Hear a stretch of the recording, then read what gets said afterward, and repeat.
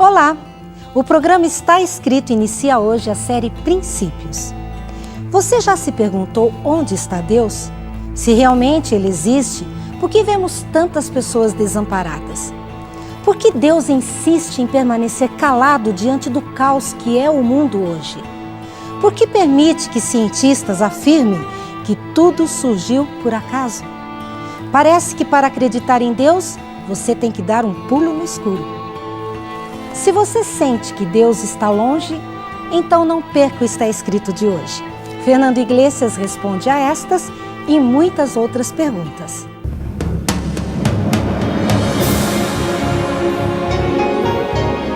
Ele permaneceu através dos tempos. O livro de Deus, a Bíblia. Indispensável em nosso mundo complexo. Está Escrito. Transmitindo esperança ao redor do mundo.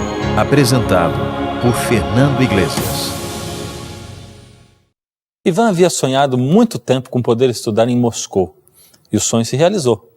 Com 20 dias que ele estava morando no 5º andar do prédio da Universidade da Amizade entre os Povos, de repente um terrível incêndio tomou conta de todo o edifício em que ele morava. Em pouco tempo, todo o prédio estava em chamas e ele estava encurralado. O fogo chegou rapidamente e o estudante de 18 anos percebeu que iria ser realmente consumido. E agora? Todos os seus sonhos iriam morrer? Nunca mais voltaria para o Brasil para rever as pessoas a quem ele amava? Mas tinha que haver uma saída. Ele precisava sair daquele incêndio, daquele inferno. Na velocidade com que o fogo se aproximava, a única saída seria pular, isso mesmo. Ficando ou pulando, poderia morrer, mas pulando poderia, talvez, viver. Aquilo seria literalmente dar um pulo no escuro. E foi exatamente assim que Ivan salvou sua vida no dia 24 de novembro de 2003. Você já se sentiu num dilema assim alguma vez? Sentiu sua vida num beco sem saída? Um edifício em chamas?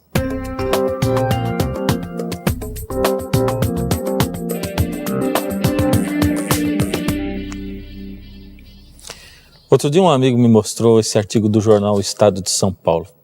Foi um artigo escrito por Nando Reis, ex-componente do grupo de rock Titãs. Infelizmente não acredito em Deus.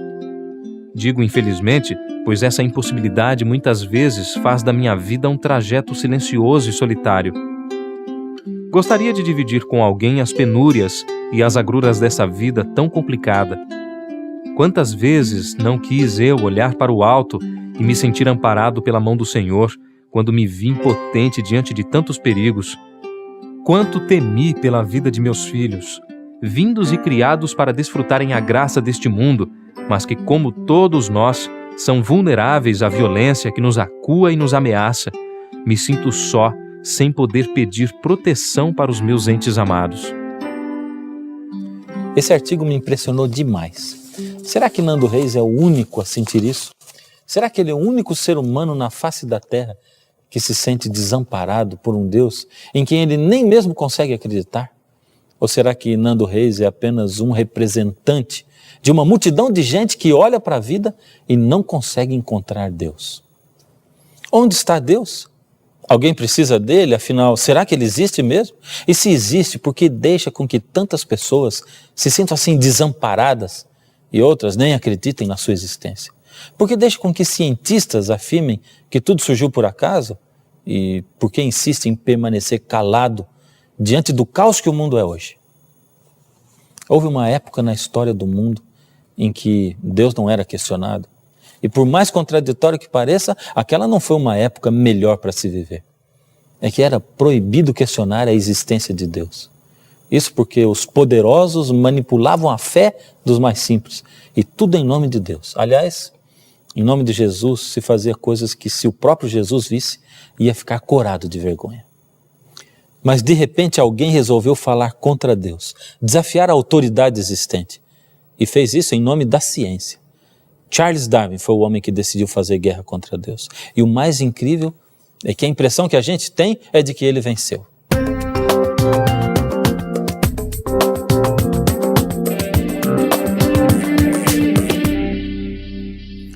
Deve ter sido muito difícil ser cristão no século XIX, em 1860, quando Darwin surgiu com a teoria da seleção natural. E aí? Como ficaram a religião e a Bíblia nessa época? Esse Deus criador em quem se acreditou por milênios parecia não passar de fábula. E o pior é que a guerra intelectual contra Deus só estava começando. Veio agora o século XX, surgiram os poderosos pensadores, os intelectuais como Marx, Sartre e todos os outros. Eles apresentaram tantos questionamentos inteligentes contra a existência de Deus, que o mundo intelectual chegou a ter certeza de que Deus estava morrendo. Os pensadores declararam: o homem não precisa de Deus. Nessa época, ter fé em Deus passou a ser coisa de gente ignorante. De um lado, gente muito inteligente da época gritava para o mundo que o homem não sente nenhuma necessidade de Deus. De outro lado, religiosos fanáticos e ignorantes afirmavam: as coisas de Deus só se aceitam pela fé. Ora, mas será que se existisse mesmo um Deus assim, tão inteligente, sábio, capaz de criar o universo, ele exigiria que seus filhos aceitassem tudo sem nenhuma explicação, apenas pela fé? Será que para buscar a Deus é preciso dar um pulo no escuro? Alguma coisa muito importante estava sendo esquecida, fundamental. Era o fato de que se Deus existisse mesmo e fosse poderoso, então ele não precisaria de quem o defendesse. O tempo iria mostrar se o homem necessita ou não de Deus. O mundo da filosofia estava em guerra. De um lado, a sabedoria humana dizia: o homem não precisa de Deus. Os relacionamentos, as realizações profissionais, pessoais e a busca do conhecimento podem completá-lo. Do outro lado, a sabedoria de Deus dizia: o homem necessita de Deus. Ele foi criado para se relacionar com o seu Criador, e se estiver separado dele, terá sempre um vazio interior, uma busca interminável de Deus. Do século XX chegamos hoje ao XXI. E que verdade terá o tempo descoberto hoje? Eu estava lendo um artigo numa dessas revistas científicas, essas cujos redatores não creem em Deus e desafiam a Bíblia. E sabe o que ela dizia? No século XX, Nietzsche, Marx, Freud, Sartre e outros chegaram a apostar na morte de Deus e no início de uma era da razão. Não é preciso ser um especialista para saber que esse triunfo não se concretizou. Ao contrário, o que se observa até hoje é uma valorização da fé, inclusive entre os cientistas como Simon Morris. Ao longo da história, a relação do homem com o sagrado tem se mostrado um traço extremamente persistente, diz Oswaldo de Acóia Júnior, professor de História da Filosofia Moderna e Contemporânea da Universidade Estadual de Campinas, a Unicamp. Nos regimes socialistas em que a religião era proibida, as pessoas substituíam a fé por uma ideologia. Um século se passou, a ciência cresceu, o conhecimento se multiplicou e o homem continua sentindo necessidade de Deus. Aliás, você se lembra do artigo de Nando Reis, aquele que eu citei no início do programa? Você sabe qual era o título do artigo? Porém, sinto a sua falta. Não dá para negar que cada um de nós vive esse sentimento assim tão contraditório que o Nando Reis vive. Por um lado, é tão difícil a gente acreditar em Deus e por outro, sentimos tanta falta dele como do alimento. E vamos vivendo a vida com um sentimento de vazio interminável dentro da nossa alma. Por que esse vazio está ali?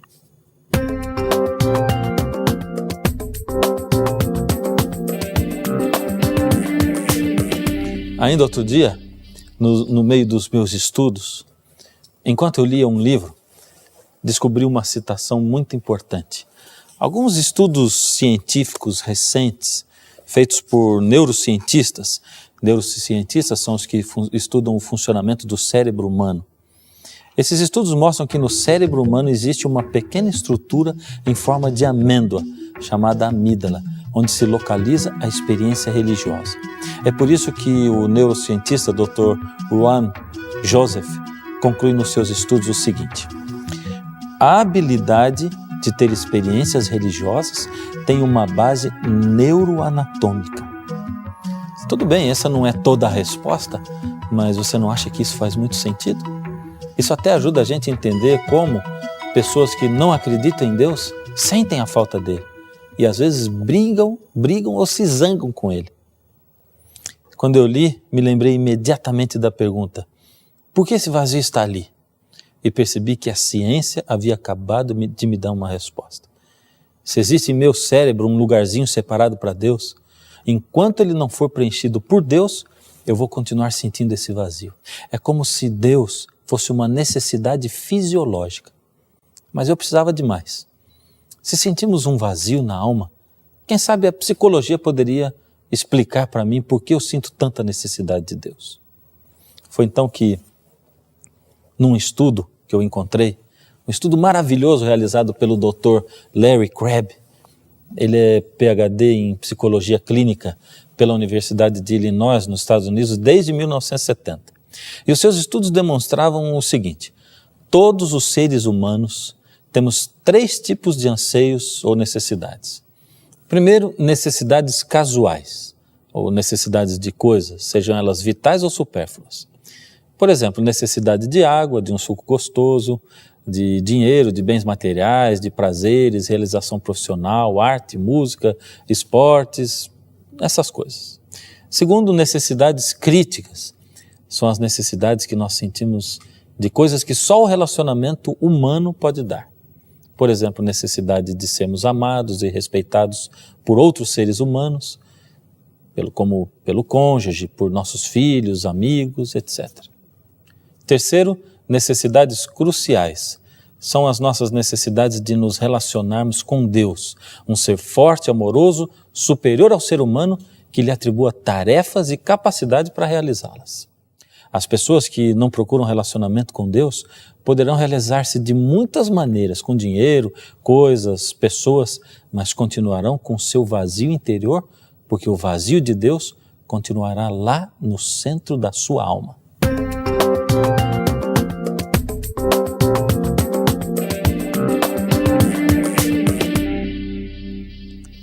Quero contar para você uma história real, mas vou usar nomes fictícios.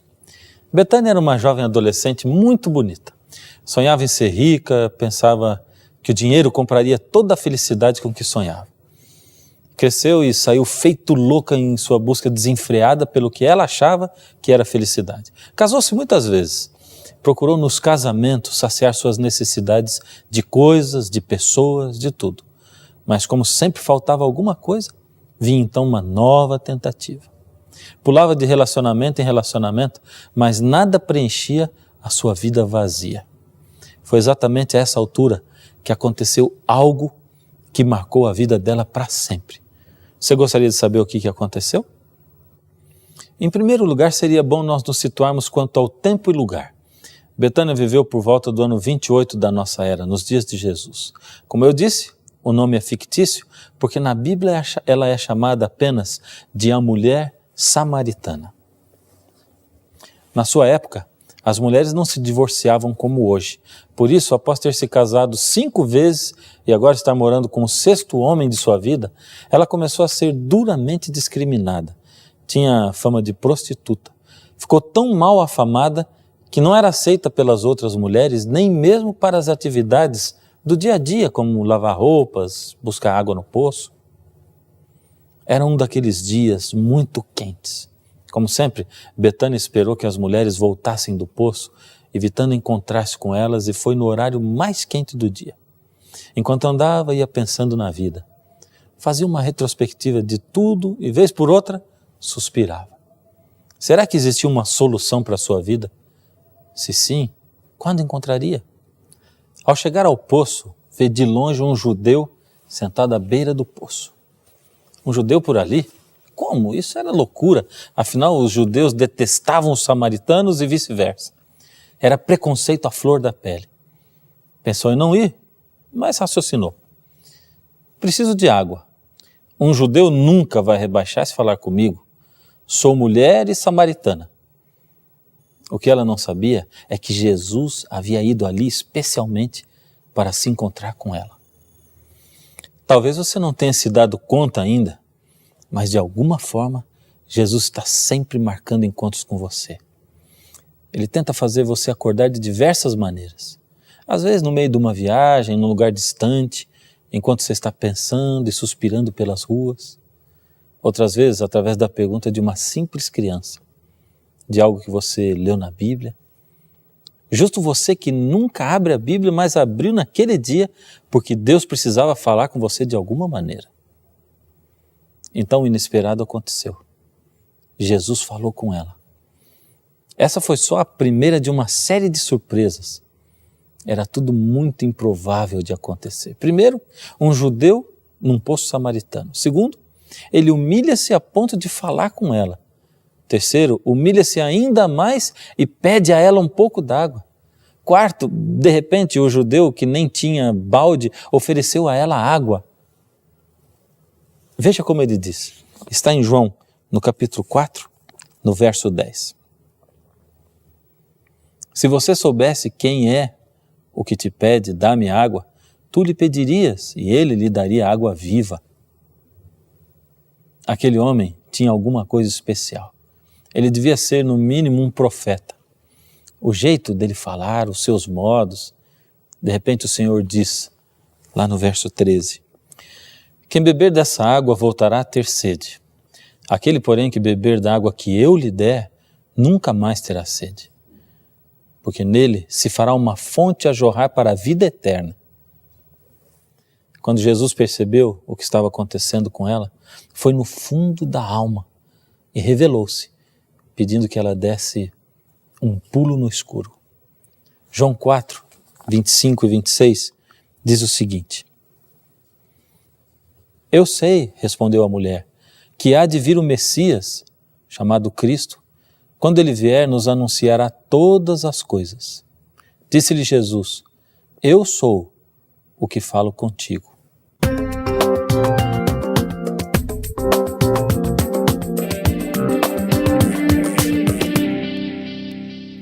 O que Jesus pediu era um pulo no escuro?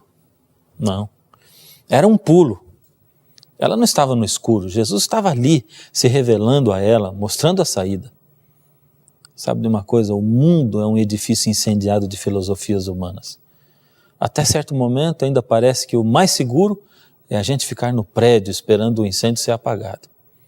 Mas aos poucos, conforme o tempo vai passando, aí você entende que o edifício do mundo vai pegar fogo até se consumir e consumir por completo tudo que estiver nele.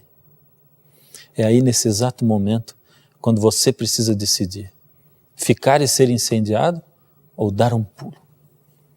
Será que Deus pede um pulo no escuro? Às vezes sim, às vezes não. Ivan, lá em Moscou, deu um pulo no escuro. E nem sempre você vai conseguir enxergar a Deus lá embaixo, mas com certeza vai ouvir a sua voz. A voz de um pai que está lá embaixo, esperando de braços abertos por você. Lembra o que Jesus disse a Tomé? Bem-aventurado aquele que não viu e creu. Pular sem ver, só ouvindo a voz de Jesus, para dar um pulo no escuro, é preciso ter fé.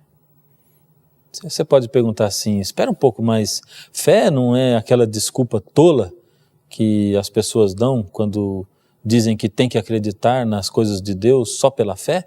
Coisas absurdas para as quais a religião não tem explicação? Não. Preste atenção, eu não estou falando que se você tiver fé e pular, você vai sair voando pela janela. Estou dizendo que precisa de fé para pular, para se lançar no desconhecido. A fé tem vários estágios. Um pulo no escuro é só o primeiro passo na direção de Jesus. É uma fé inicial, suficiente apenas para pular, não para voar. É a ousadia de tentar conhecer a Deus, de não temer ser confundido com quem é chamado pejorativamente de crente. A briga da minha mãe comigo sempre foi: como é que você diz que não gosta de berinjela se nunca provou? Em geral, a grande maioria das pessoas que dizem não acreditar em Deus nunca procuraram a Bíblia para tentar esclarecer as suas dúvidas. Se nos 3 estágios da fé, o primeiro se chama um pulo no escuro, então o segundo a gente poderia chamar de caindo na graça e o terceiro aprendendo a voar sem asas. Quer saber o que aconteceu com a Betânia? A Bíblia diz, quando a mulher deixou o seu balde, E foi à cidade e disse àqueles homens: vinde, vede um homem que me disse tudo quanto tenho feito. Será este porventura o Cristo? Ela largou o seu balde e entregou-se a Deus. Vamos, largue agora o seu balde de tentativas frustradas de preencher esse seu vazio de alma. Dê um pulo nos braços de Deus, mesmo que tudo pareça escuro.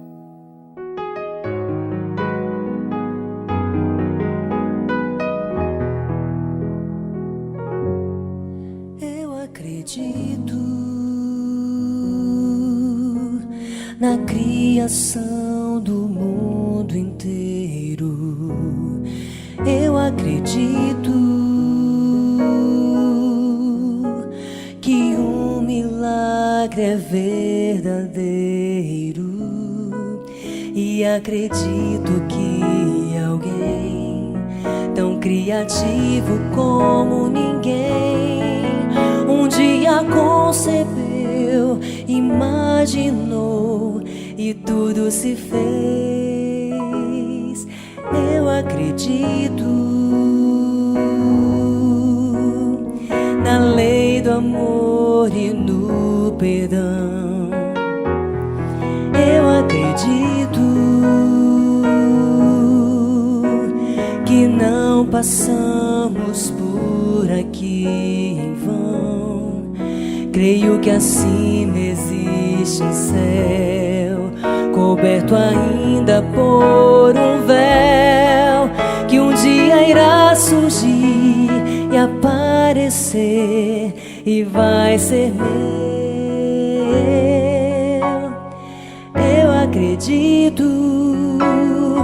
Eu acredito em Ti, meu Senhor.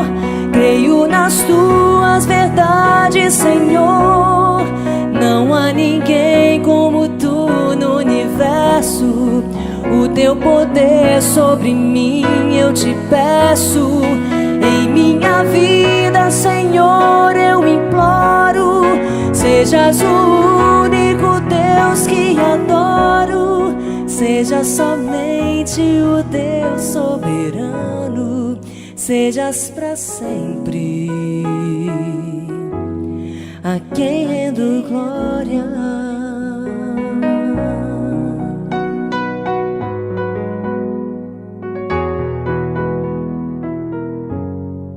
Eu acredito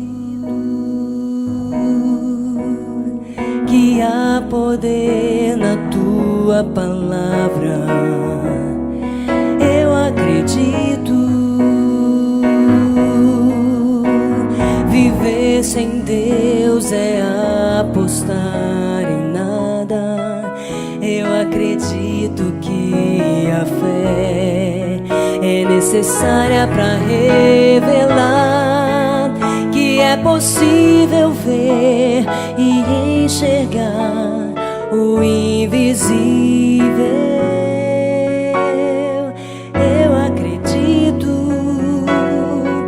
Eu acredito em Ti, meu Senhor. Creio nas Tuas verdades, Senhor. Não há ninguém como Tu no universo. O Teu poder sobre mim eu Te peço. Em minha vida, Senhor, eu imploro. Sejas o único Deus que adoro. Seja somente o Deus soberano. Sejas para sempre a quem rendo glória. A quem eu me inclino e de joelhos adoro. A quem eu consigo tocar quando oro. A quem eu um dia entreguei minha vida. Aquele que sara as minhas feridas. Com minha voz, ó Senhor, eu Te louvo. Eu sou feliz, pois pertenço a Teu povo. Tu és o Rei de poder soberano. Eu sou Teu servo. Te sirvo e Te amo.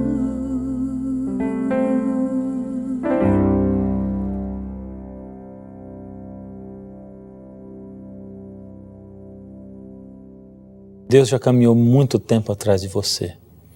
Só você e Deus sabem disso. Você sabe que caminhou por lugares distantes, difíceis e até hostis ao Senhor. Mas você também sabe que mesmo ali, Deus não saiu do seu lado, um só instante. Porque nos momentos de maior rebeldia, você ainda ouvia aquela voz lá no fundo. Era a voz do Senhor chamando pacientemente como um pai amoroso. Ele esperou os seus momentos de descrença. Esperou quando você se achava mais sábio do que Deus. E esperou até quando você o substituiu por coisas e por outras pessoas. Agora não. Agora é o momento de você tomar uma atitude, uma decisão. Não deixe que o fogo da dúvida consuma de uma vez com a sua fé. Não deixe o Senhor ficar esperando por você mais uma vez. Aí mesmo onde você está, esse é o momento. Diga ao Senhor: Senhor, a minha fé é pequena, mas eu creio. Eu quero crer. Me dá mais fé. Eu me lanço em teus braços. Vamos agora conversar com Ele. Ele quer ouvir você. Senhor, por favor, ouça essa voz que agora, lá no íntimo do seu ser, diz: Senhor, eu sinto um vazio, não sei de onde ele vem. Tentei já preencher de tantas maneiras, mas ele ainda está ali. Agora eu ouço a sua palavra, Senhor, enquanto eu ouço, alguma coisa fala ao meu coração. É por acaso a sua voz, Senhor? Se for, me responde, Senhor. E eu quero responder ao Senhor. Ó Senhor, aceita essa vida, esse coração. E enquanto eles dão um pulo no escuro, enquanto eles saltam para os seus braços, ó Senhor, toma essas vidas e essas mãos e ajuda-os a olhar para o Senhor e ver os seus olhos com os olhos da fé. Permanece com eles a cada dia, com cada um de nós. Em nome de Jesus, amém. Como você viu no programa de hoje, a Bíblia é a revelação da palavra de Deus. Nela está a história de um Deus pessoal que quer falar com você, que está sempre perto de você. Mas você deve estar pensando aí: como vou ler a Bíblia se ela é tão complicada? Eu leio e não entendo nada.